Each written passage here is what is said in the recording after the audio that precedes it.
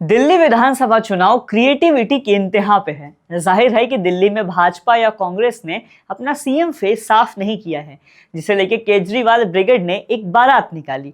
बारात में बैंड बाजा घोड़ा गाड़ी सब थे। बाराती के तौर पे पीएम मोदी, अमित शाह, मनोज तिवारी जैसे तमाम चेहरों का मुखौटा लगाए लोग नाच भी रहे थे, लेकिन घोड़े के ऊपर कोई सवार नहीं था। लोगों के हाथ में बैनर थे, आखिर दूल्हा कौन।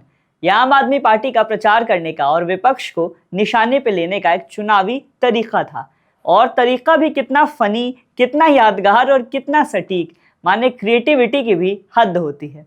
नमस्कार, आप देख रहे हैं द हिंदी टॉप। मैं हूं आपके साथ प्रत्युष रौनक। खबर में आगे बढ़ने से पहले आप द हिंदी टॉप को सब्सक्राइब करके बेल आइकन दबाना ना भूलें, ताकि आप तक पहुंचे हर खबर सबसे पहले। दिल्ली चुनाव में अपनी तमाम दावेदारियों के अलावा केजरीवाल और आम आदमी पार्टी के पास बोनस फैक्टर ये है कि दिल्ली में भाजपा या कांग्रेस ने अपने मुख्यमंत्रियों का फेस साफ नहीं किया है। आए दिन रैलियों में केजरीवाल अपने बाकी दोनों विपक्षी दलों से ये सवाल पूछते रहते हैं कि आखिर दूल्हा कौन। दिल्ली में केजरीवाल की वही पैठ जमी हुई है जो पैठ बिहार में नीतीश बाबू, बंगाल में ममता बनर्जी या केंद्र सरकार में पीएम मोदी की है। केजरीवाल को दिल्ली से हटाना विपक्षियों के लिए दाल भात के कौर जैसा कतई नहीं है, खास तौर पे तब जब टीना फैक्टर काम कर रहा हो। TINA यानी टीना मतलब there is no alternative. TINA। Delhi की जनता अगर बदलाव का सोचती भी है तो ये सवाल जनता के मन में जरूर कौन उठता है कि केजरीवाल नहीं तो कौन।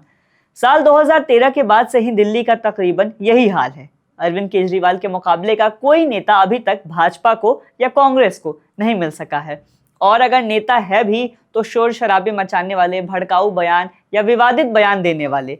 लेकिन भाजपा और कांग्रेस में कोई भी एक चेहरा नजर नहीं आता जो केजरीवाल के मुकाबले खड़े होकर चैलेंज करने की स्थिति में दिखाई देता हो। ये तो नहीं कहा जा सकता कि कोई नेता नहीं है, निश्चित तौर पे कुछ ना कुछ होंगे ही, लेकिन किसी भी नेता को फिलहाल उस तरीके से प्रोजेक्ट नहीं किया गया है, भाजपा के द्वारा भी और आम आदमी पार्टी के द्वारा भी। ये काम ना भाजपा कर सकी है अभी तक, ना कांग्रेस नेतृत्व ये पूरा आयाम साध सकी है। दिल्ली में विपक्षी दल दूसरा विकल्प उतारने में नाकाम दिखाई देते हैं, जिस वजह से दिल्ली की वो जनता जो बदलाव करना चाहती भी है वो ये सोच कर रह जाती है कि अरविंद केजरीवाल नहीं तो आखिर दूसरा कौन। चूंकि दिल्ली में केजरीवाल का दबदबा काफी है, ऐसे में विपक्ष के लिए यह आसान नहीं है कि कोई सीएम फेस उतारे। ऐसे में दिल्ली में केजरीवाल के लिए TINA factor, there is no alternative factor काम करता हुआ दिखाई दे सकता है। बावजूद इसकी दिल्ली में जो सत्ता विरोधी दल लहर सामने आती हुई दिखाई दे रही है, इसमें आम आदमी पार्टी का रास्ता भी आसान नहीं है। यहां तक कि नई दिल्ली सीट जो मुख्यमंत्रियों की सीट भी कही जाती है, वहां भी मुकाबला कड़ा दिखाई पड़ता है। भाजपा के पूर्व सांसद और पूर्व मुख्यमंत्री साहेब सिंह वर्मा के बेटे प्रवेश वर्मा और कांग्रेस से संदीप दीक्षित खड़े हैं, जो कि शीला दीक्षित के बेटे हैं और पूर्व सांसद भी रही हैं। ये दोनों केजरीवाल के खिलाफ नई दिल्ली सीट पे खड़े हैं। मगर क्या दिल्ली में कांटे की टक्कर के बीच टीना फैक्टर रंग लाता हुआ दिखाई पड़ेगा?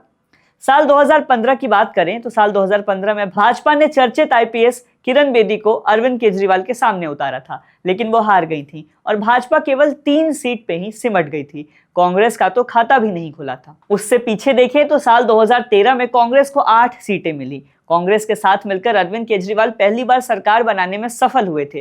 तब भाजपा को जरूर डॉक्टर हर्षवर्धन के नेतृत्व में लड़ते हुए अच्छी खासी सीट मिली थी, लेकिन पिछले 2 विधानसभा चुनाव में यानी 2015 में और 2020 के दिल्ली विधानसभा चुनाव में भाजपा सीटों के मामले में दहाई का आंकड़ा भी नहीं छू सकी है।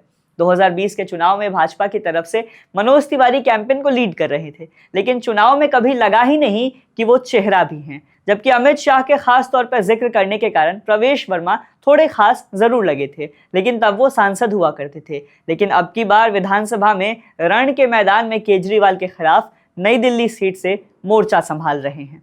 साल 2020 का दिल्ली चुनाव भी मोदी और शाह के चेहरे पे भाजपा द्वारा लड़ा गया था। हार के बाद संघ की तरफ से कहा गया कि भाजपा दिल्ली में स्थानीय नेतृत्व तैयार करे, मोदी या शाह के भरोसे बिल्कुल नहीं रहे। साल 2025 आ गया है, लेकिन दिल्ली में इस मामले में भाजपा की तरफ से या कांग्रेस की तरफ से भी कोई बदलाव नजर नहीं आया है। कांग्रेस की भी कमोबेश यही स्थिति है दिल्ली में। शीला दीक्षित के किए हुए कामों पे कांग्रेस आश्रित नजर आती है, कोई नया चेहरा अभी तक तैयार नहीं हो पाया है। बहरहाल इन सब के बीच दिल्ली में सत्ता विरोधी लहर काम तो कर रही है, जिससे दिल्ली में भाजपा और कांग्रेस को फायदा तो साफ तौर पर मिलता हुआ नजर आ रहा है। केजरीवाल खुद भी सीटें हाथ से जाने की बात आंशिक रूप से कबूल रहे हैं। आम आदमी पार्टी कहीं भी 60 पार का वादा नहीं कर रही है, लेकिन दिल्ली में अभी भी एक सवाल जनता के मन में जीवित है कि दिल्ली में केजरीवाल नहीं तो कौन। राजनीति के जानकार बताते हैं कि यही सवाल 2004 के लोकसभा चुनाव में भी था कि अटल नहीं तो कौन। जनता ने किसी को चुना तो नहीं, लेकिन भाजपा को जरूर नकार दिया।